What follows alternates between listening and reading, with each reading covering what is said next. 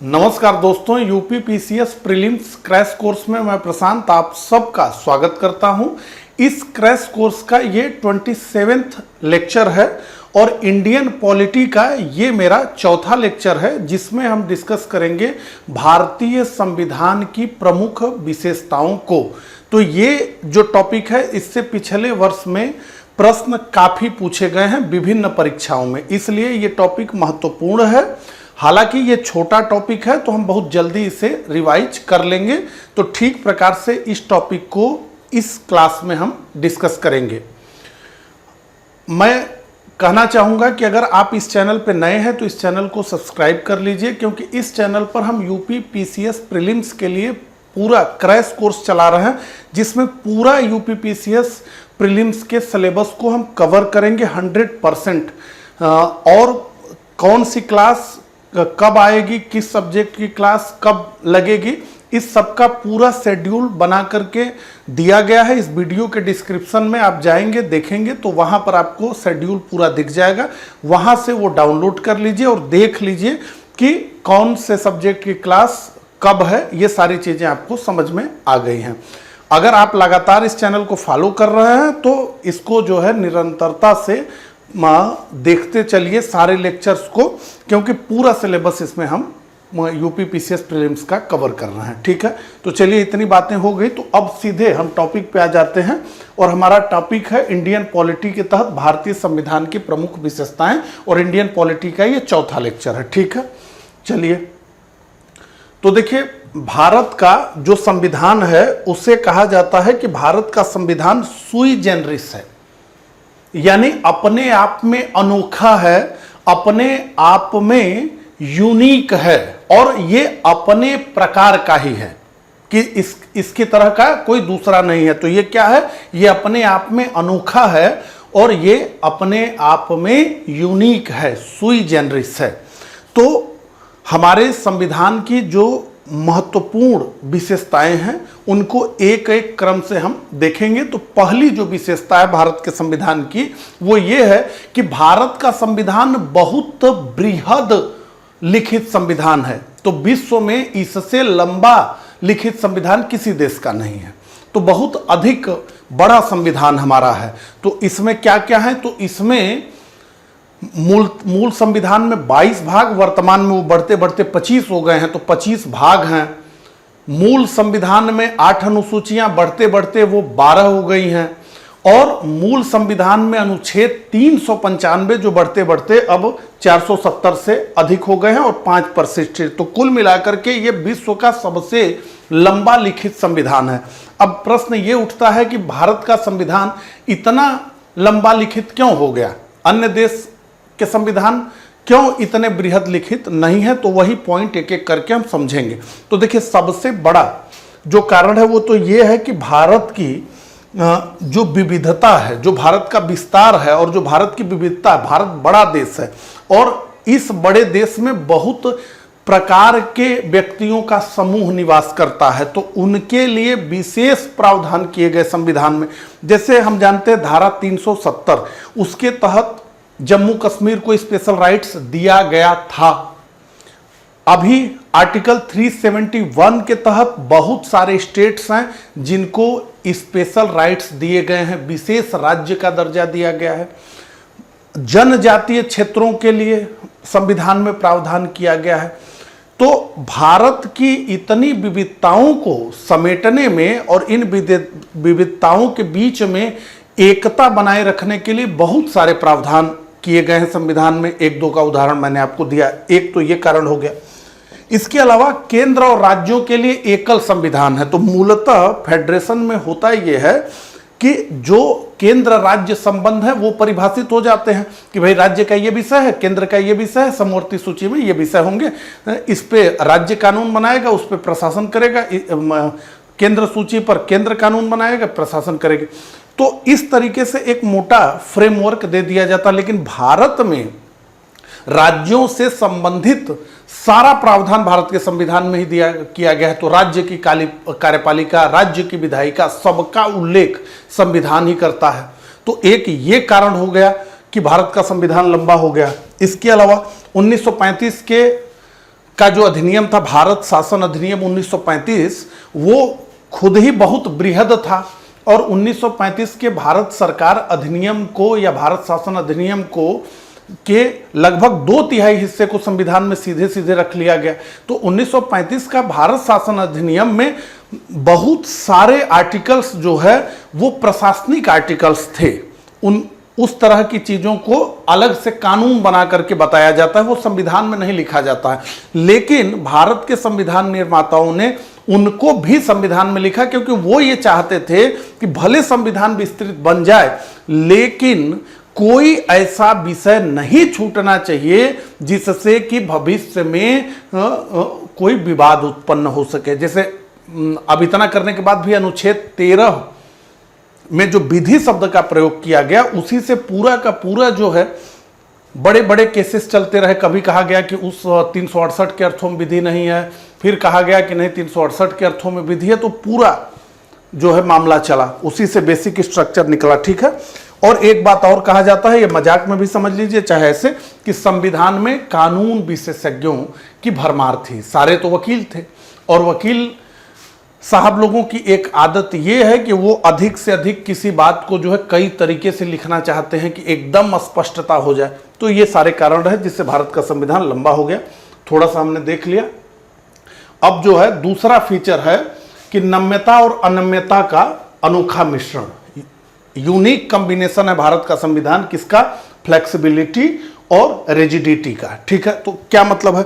तो भारत के संविधान के कुछ प्रावधान ऐसे हैं जिसे सिंपल मेजॉरिटी से संशोधित किया जा सकता है। जैसे नया राज्य बनाना हो, किसी राज्य का नाम बदलना हो, 2 राज्यों को मिला करके एक नया राज्य बना देना हो, 2 राज्यों के आधे आधे हिस्सों को काट के, ये सारा काम संसद साधारण बहुमत से कर सकती है।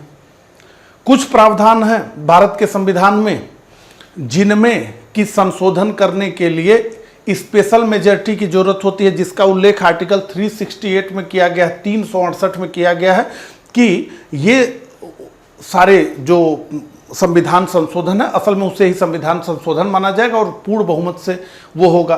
तो उसमें यही है कि जो हाउस है, चाहे वो राज्यसभा हो चाहे लोकसभा हो, उस हाउस का बहुमत चाहिए और उपस्थित और मतदान देने वाले सदस्यों का 2/3 बहुमत चाहिए, उसे स्पेशल मेजॉरिटी कहते हैं। कुछ प्रावधान ऐसे हैं जो भारत के संघीय ढांचे से जुड़े हुए हैं, जिनके संशोधन के लिए आपको 2/3 बहुमत भी चाहिए यानी स्पेशल मेजॉरिटी भी चाहिए, और इसके अलावा राज्यों का अनुसमर्थन चाहिए। आधे से अधिक राज्य अगर कहेंगे तभी वो होगा। जैसे जीएसटी में राज्यों से भी पूछा गया, तो केवल अब संसद कानून नहीं बना पाएगी, अब उसके लिए राज्य के विधानमंडलों की भी सहमति चाहिए। तो आप ये समझें कि इस तरह की व्यवस्था जो है भी है भारत के संविधान में। वहीं दूसरी तरफ देखें तो अमेरिका के संविधान को हम कहते हैं कि ये कठोर है, तो वहां कठोर है तो कठोर है, वहां राज्यों से पूछा ही जाएगा, संशोधन होगा, तो बहुत कठोर है। उसी तरीके से देखें ब्रिटेन का संविधान बिल्कुल लचीला है, तो ब्रिटेन के संविधान में कुछ भी बदला जा सकता है। ठीक है। और भारत का संविधान इन दोनों का मिला जुला रूप है। तो कुछ प्रावधान बहुत आसानी से, कुछ मुश्किल से और कुछ बेहद मुश्किल से। ठीक है। तो भारत का संविधान हम क्या कहेंगे? कठोर भी है और लचीला भी है। भारत का संविधान कठोर भी है, लचीला भी है। ठीक है।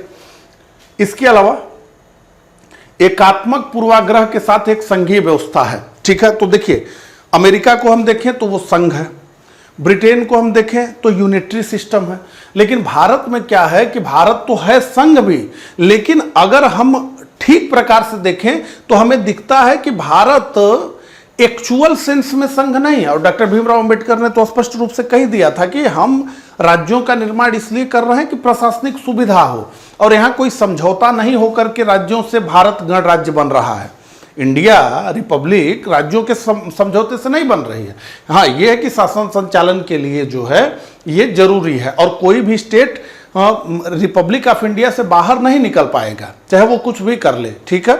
तो यहां पर एकात्मक लक्षण भी हमारे संविधान में दिखते हैं। बहुत सारे लक्षण हैं जिन्हें हम कहेंगे कि उन लक्षणों को देख करके, उन फीचर्स को देख के हम कहेंगे कि अच्छा, भारत का संविधान जो है एकात्मक है। और कुछ फीचर ऐसे हैं जिन्हें देख करके हम कहेंगे कि भारत का संविधान संघीय संविधान है, ठीक है, फेडरेशन टाइप का है। तो ये दोनों लक्षण भारत के संविधान में मौजूद हैं। अब हम देख लें, ऐसे प्रश्न भी आता है कि संघीय लक्षण क्या है, किसे देख के हम कहेंगे कि ये संघीय है और किसे देख के हम कहेंगे कि ये गैर संघीय है यानी एकात्मक है। तो पहले देखिए, तो क्या है, दो सरकारें हैं, एक केंद्र की एक राज्य की। ये संघीय लक्षण है कि दो सरकारें हैं, राज्य की अलग सरकार है, केंद्र की अलग सरकार है। इसके बाद शक्तियों का विभाजन, तो स्पष्ट विभाजन शक्तियों का कर दिया गया है। ऐसा नहीं कि केंद्र कोई शक्ति दे रहा है, शक्ति का स्रोत क्या है, संविधान है, और शक्तियों का स्पष्ट विभाजन संविधान ने ही कर दिया है कि भाई ये आपका विषय होगा, आप राज्य हैं, और ये आपका विषय होगा, आप केंद्र हैं। तो ये स्पष्ट है पहले से ही, ठीक है। इसके बाद लिखित संविधान, संघीय देशों में लिखित संविधान होना बहुत आवश्यक है, क्योंकि सर्वोच्च संविधान हो, एक तो लिखित संविधान होगा और दूसरा संविधान की सर्वोच्चता होगी, तभी तो राज्यों के हित बच पाएंगे, नहीं तो केंद्र की सरकार तो मनमाना करने लगेगी उनके साथ। इसके अलावा संविधान की सर्वोच्चता मैंने बताया, लिखित संविधान भी होगा और संविधान सबसे ऊपर भी होगा। ब्रिटेन में संसद सबसे ऊपर है।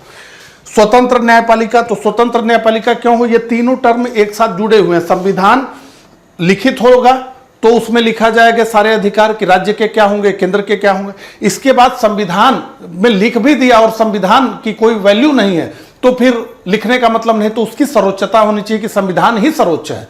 और जब संविधान सर्वोच्च है तो संविधान की व्याख्या कौन करेगा, तो स्वतंत्र न्यायपालिका होगी, तभी संविधान की व्याख्या होगी, नहीं तो लिखा सब रहेगा, उसका व्याख्या अलग होगा।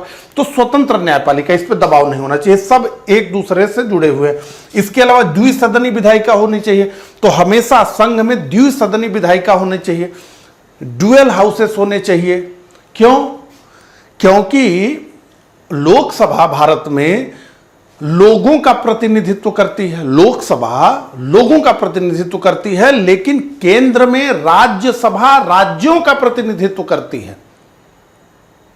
तो राज्यों के भी प्रतिनिधि निकाय का होना जरूरी है। अब अमेरिका में तो दो दो का ऑप्शन है कि भाई 50 स्टेट है, सबको 2 सीटें मिलेंगी। भारत में ऐसा नहीं है, भारत में अलग अलग सीटें हैं। यूपी में सबसे ज्यादा हैं, जो छोटा राज्य है वहां कम है, इस तरीके से है, ठीक है।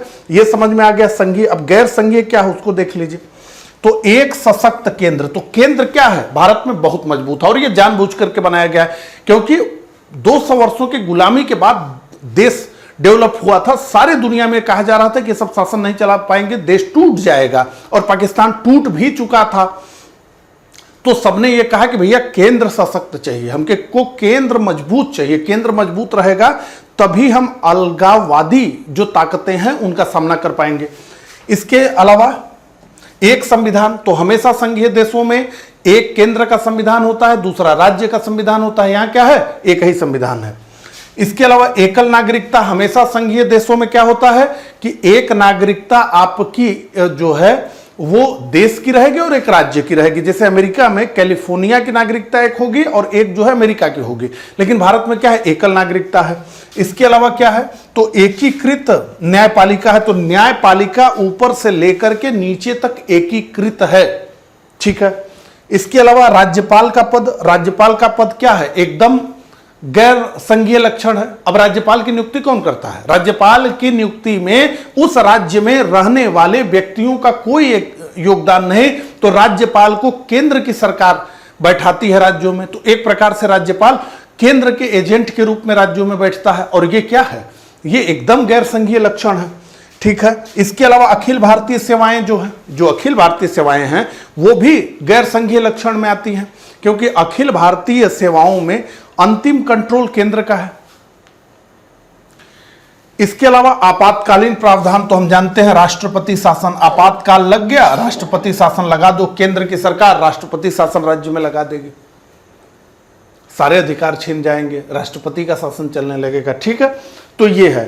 तो कुल मिलाकर के अगर हमें कहना हो कि भारत का संविधान क्या है, तो हम कहेंगे कि भारत का संविधान अर्धसंघीय है, ठीक है। भारत का संविधान अर्धसंघीय है। अब आपसे परीक्षा में पूछा जाएगा, अब भारत का संविधान कैसा है, इस पर बहुत लोगों के विचार हैं। सबके विचार को एक एक बार हम देख लें, ये परीक्षा में पूछा जाता है। ठीक है, तो देखिए केसी हेयर ने क्या कहा भारत के संविधान के बारे में। तो केसी हेयर ने कहा कि भारत का संविधान अर्ध संघीय है। तो अर्ध संघीय है भारत का संविधान, ये किसने कहा? तो आप कहेंगे ये केसी हेयर ने कहा। ग्रेनविल ऑस्टिन ने क्या कहा? ये प्रश्न कई बार पूछा गया है। तो ये कहा कि ये सहकारी संघवाद है। ठीक है। आइवर जेनिंग्स ने क्या कहा? Federation with A centralising tendency, ये आइवर जेनिंग्स ने कहा। प्रोफेसर पाइली ने क्या कहा? तो कहा कि भारत का ढांचा संघात्मक है किंतु उसकी आत्मा एकात्मक है। और यह बहुत अच्छा मतलब व्याख्या किया है पाइली जी ने कि भारत का ढांचा संघात्मक है लेकिन आत्मा उसकी क्या है? एकात्मक है। तो भारत के संविधान में क्या है? तो भारत का संविधान एकात्मक लक्षण भी लिए हुए है और संघीय लक्षण भी लिए हुए। एकात्मक लक्षण कौन सा है और संघीय लक्षण कौन सा है, यह भी हमने आपको बताया। अब देखिए संसदीय संप्रभुता और न्यायिक सर्वोच्चता में समन्वय। तो यहां कोऑर्डिनेशन हमें दिखता है पार्लियामेंट्री सोवरेनिटी में और जुडिशियल सुप्रीमेसी में। जैसे ब्रिटेन में कहा जाता है कि संसद सर्वोच्च है और इतना अधिक शक्ति है ब्रिटेन में संसद के पास कि डिमोन ने कहा कि ब्रिटेन की संसद एक स्त्री को पुरुष और पुरुष को स्त्री बनाने के अलावा कुछ भी कर सकती है। तो उस समय जब ये कहा गया तो ये था कि पुरुष स्त्री और स्त्री पुरुष नहीं बनते थे, अब तो वो भी बनते हैं। तो कहने का मतलब है कि जितने कार्य किए जा सकते हैं संभव है करना, वो सब ब्रिटेन की संसद कर लेगी, इतना उसके पास जो है ताकत है। अमेरिका में न्यायपालिका, लेकिन यहां हमने क्या किया है कि संसदीय संप्रभुता और न्यायिक सर्वोच्चता दोनों में समन्वय बना करके रखा है। ठीक है, इन दोनों के बीच हमने एक उचित संतुलन बनाया हुआ है कि भाई संसद भी है, संसद कानून बनाएगी, उसका राइट्स उसके पास है, और न्यायपालिका संविधान का निर्वचन करेगी तो वो जो है जुडिशियल रिव्यू कर लेगी उस कानून के कि भाई संविधान की मूल आत्मा के हिसाब से कानून बना रही है संसद की, विपरीत बना रही है। ठीक है, ये चीज है। इसके अलावा पंथ निरपेक्ष राज्य है, तो भारत एक पंथ निरपेक्ष राज्य है, यह भी एक विशेषता है। और संविधान के प्रस्तावना में निहित राज्य का कोई धर्म नहीं होगा। बाद में तो हम जानते हैं पंथ निरपेक्ष जो है यह शब्द संविधान में जोड़ दिया गया, लेकिन मूल संविधान ही पंथ निरपेक्ष है। यहाँ सारे राइट्स जो है दिए गए हैं। तो यहाँ मैं आपको बताना चाहूँगा, ये तो बहुत बड़ा हो जाता है समझने में, लेकिन स्टेट तीन प्रकार के होते हैं। एक स्टेट जो भगवान को न मानता है और न तो नागरिकों को मानने देता है, वो कम्युनिस्ट स्टेट है, जैसे एक समय रसिया हुआ। एक ये होता है स्टेट कि वो धर्म आधारित राज्य होता है, जैसे मैक्सिमम इस्लामिक देश जो है वो धर्म आधारित राज्य है, जैसे पाकिस्तान है, इस्लामिक रिपब्लिक इस्लामिक देश है, बांग्लादेश है, इस्लामिक देश है, इस तरीके से। और पंथ निरपेक्ष ये कि राज्य का तो कोई अपना धर्म नहीं है। अब पाकिस्तान में राज्य का अपना धर्म है इस्लाम, बांग्लादेश में राज्य का अपना धर्म है इस्लाम, और मैक्सिमम मुस्लिम कंट्री में राज्य का अपना धर्म है। और जहां राज्य का अपना धर्म होता है वहां उस राज्य के धर्म को न मानने वाले, जैसे पाकिस्तान बांग्लादेश में इस्लाम राज्य का धर्म है, तो उस धर्म को न मानने वाले दूसरे लोग, मान लीजिए पाकिस्तान में कोई हिंदू रह रहा है, कोई सिख रह रहा है, कोई ईसाई रह रहा है, वो दोयम दर्जे के नागरिक होते हैं। भारत में क्या है कि भारत में राज्य का अपना कोई धर्म नहीं है, लेकिन उसके नागरिक जो धर्म मानना चाहे, जिस धर्म का आचरण करना चाहे, जिस धर्म का प्रचार करना चाहे, वो कर सकते हैं। ठीक है, तो भारत धर्मनिरपेक्ष राज्य है, यानी किसी के साथ धर्म के आधार पर भारत में भेदभाव नहीं हो सकता। इसके अलावा सार्वभौमिक वयस्क मताधिकार। ठीक है, तो ये सार्वभौमिक वयस्क मताधिकार दिया गया। अब ये सुन करके लगेगा कि हम लोग चूंकि इस अधिकार का लाभ ले रहे हैं तो हमें लगता है कि ये बहुत जो है आसान है, लेकिन उस समय जब भारत की जनता बहुत कम पढ़ी लिखी थी, उस समय संविधान निर्माताओं ने वयस्क मताधिकार कर दिया, यानी 21 वर्ष से अधिक जो व्यक्ति होगा वो वोट देने का राइट्स रखेगा। वो प्रोफेसर होगा तो भी देगा, वो अनपढ़ होगा तो भी देगा, गांव में रहता है तो भी देगा, शहर में रहता है। तो ये बड़ा डिसीजन था, ये छोटा डिसीजन नहीं था। हम अगर देखें हमने पिछले लेक्चर्स में बात किया है कि 1919 के अधिनियम में वोट देने वाले लोगों की संख्या लाखों में थी और उच्च सदन के लिए तो वो हजारों में थी। 1935 के अधिनियम में यह हुआ मोटे तौर पर कि लगभग 10% भारतीय एलिजिबल हुए वोटिंग के लिए।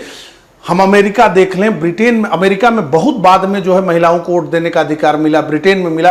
तो यह अधिकार एकाएक दे देना भारतीयों को कि सारे लोग, तो यह सार्वभौमिक वयस्क मताधिकार उस समय देना एक बहुत बड़ा डिसीजन था। लेकिन सबने बैठ करके ये लिया कि नहीं, हमें सार्वभौमिक वयस्क मताधिकार पर आधारित व्यवस्था चाहिए, क्योंकि हम समानता की बात कर रहे हैं, हम लोकतंत्र की बात कर रहे हैं। अब हम इस पचड़े में नहीं पड़ेंगे। अब जैसे कोई प्रोफेसर है यूनिवर्सिटी का, उसके समझने का विषय, कोई गांव में रह रहा है, मजदूरी कर रहा है, उसके समझने का विषय अलग अलग है ना, लेवल अलग है, लेकिन सब लोग क्या है, एक तराजू पे सब बराबर है कि भाई सबको राजनीतिक अधिकार हो। तो वही है कि लोकतंत्र है तो भाई सबको वोट देने का अधिकार हो। उसकी योग्यता इसमें आड़े नहीं आएगी, कुछ भी आड़े नहीं आएगा। ठीक है, ब्रिटिश राज में तो मैंने आपको बताया है कि आप कितना टैक्स देते हैं, आप कितना लैंड टैक्स देते हैं, उसके हिसाब से आपकी योग्यता तय होती थी, लेकिन यहां नहीं। ठीक है, तो धर्म, जाति, लिंग, वर्ण, साक्षरता, संपत्ति आधार नहीं है, केवल क्या है, न्यूनतम आयु की सीमा की आवश्यकता है, जो पहले 21 था अब 18 है। इसके अलावा संसदीय शासन प्रणाली, इस विषय पर संविधान सभा में बहुत बहस हुई कि हमें कौन सा शासन प्रणाली चाहिए। तो एक तो ब्रिटेन में संसदीय शासन प्रणाली, दो ही शासन प्रणाली है दुनिया में, एक संसदीय शासन प्रणाली जो जिसका जन्मदाता ब्रिटेन है और ब्रिटेन के संसद को दुनिया के संसदों की मां कहा जाता है, और एक जो है अमेरिका में व्यवस्था है अध्यक्षीय शासन प्रणाली।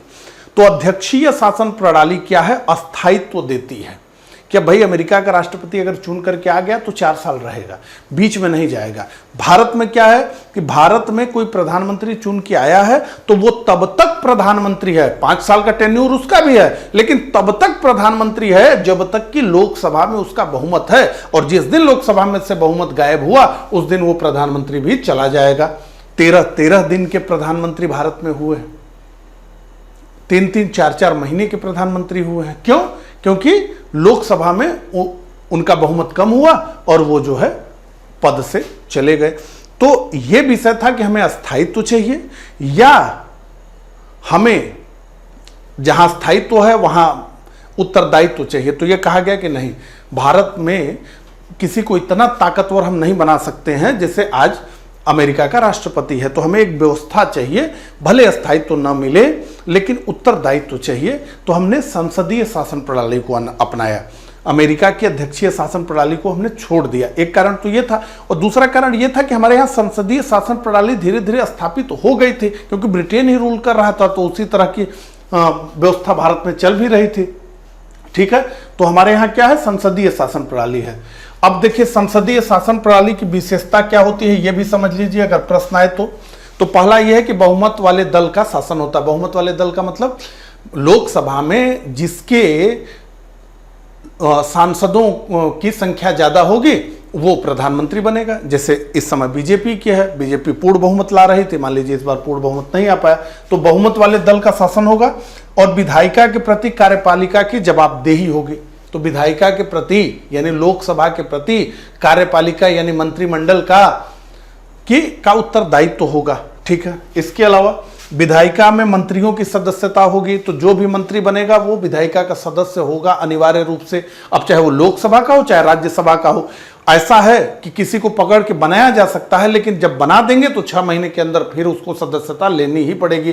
तो यानी कार्यपालिका में वही जाता है जो विधायिका में चुन करके आता है, और मान लीजिए कार्यपालिका में पहले चला गया तो फिर बाद में 6 महीने के अंदर उसको विधायिका में आना पड़ेगा।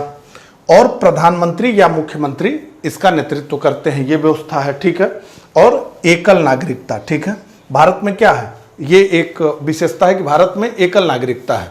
अमेरिका में दोहरी नागरिकता है, लेकिन भारत एकल नागरिकता का प्रावधान करता है। ठीक है, ये इसकी एक व्यवस्था है। इसके अलावा मौलिक अधिकार। ठीक है, तो देखिए मौलिक अधिकार भारत के संविधान में बहुत डिटेल में उल्लेखित किए गए, 12 से 35 तक मौलिक अधिकारों का जिक्र किया गया है। बहुत तरह के अधिकार जो है यहाँ लोगों को दिया गया है, ठीक है। भाग 3 में 6 मौलिक अधिकारों के रूप में दर्ज है। एक संपत्ति का अधिकार था तो उसको कानूनी अधिकार बना दिया गया, ठीक है। तो इसका उद्देश्य है कि राजनीतिक लोकतंत्र की भावना को प्रोत्साहित करना। तो मौलिक अधिकार बहुत विस्तार में भारत के संविधान में उल्लेख करके वो दिया गया है। इसके अलावा राज्य के नीति निर्देशक सिद्धांत, तो ये हुआ कि उस समय संविधान निर्माता भारतीयों को बहुत सारे अधिकार देना चाहते थे, लेकिन राजनीतिक अधिकार देना तो आसान है कि आपने एक दिन में कह दिया कि सब लोग जो 21 साल से ऊपर हैं वोट देंगे, बहुत आसान है। आपने अभी कहा कल से लागू हो जाएगा।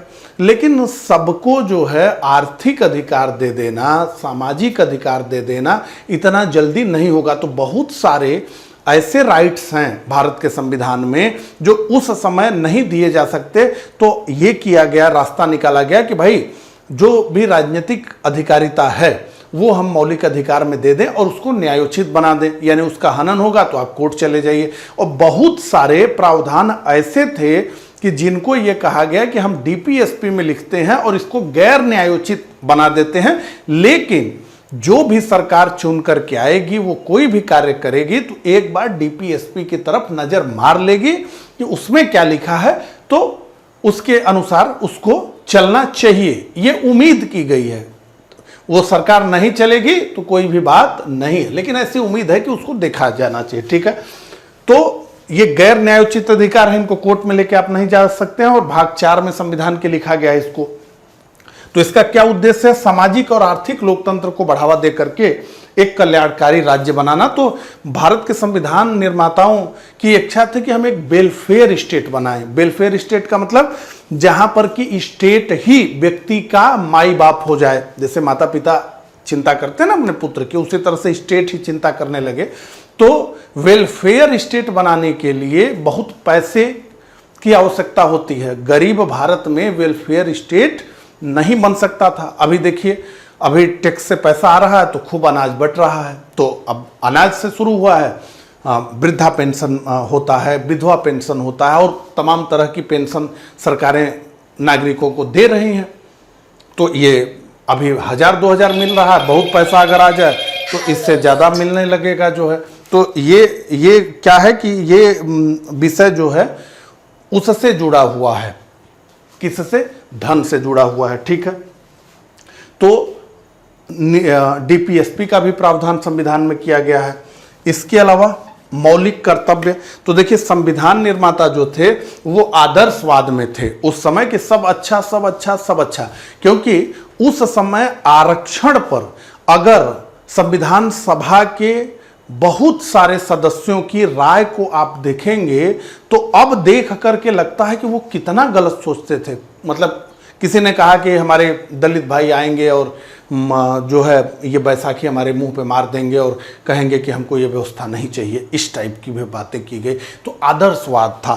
तो अधिकार तो खूब देने का प्रयास हुआ। मौलिक अधिकार में भी अधिकार दिया गया और डीपीएसपी में भी अधिकार दिया गया, और लेकिन मौलिक कर्तव्य नहीं बताया गया। तो इंदिरा गांधी आ गए, उन्होंने कहा कि नहीं, अधिकार और कर्तव्य एक साथ आएगा, ये अलग कैसे है? अधिकार बता दिया गया, कर्तव्य बताया ही नहीं गया, तो कर्तव्य भी बताया गया, ठीक है।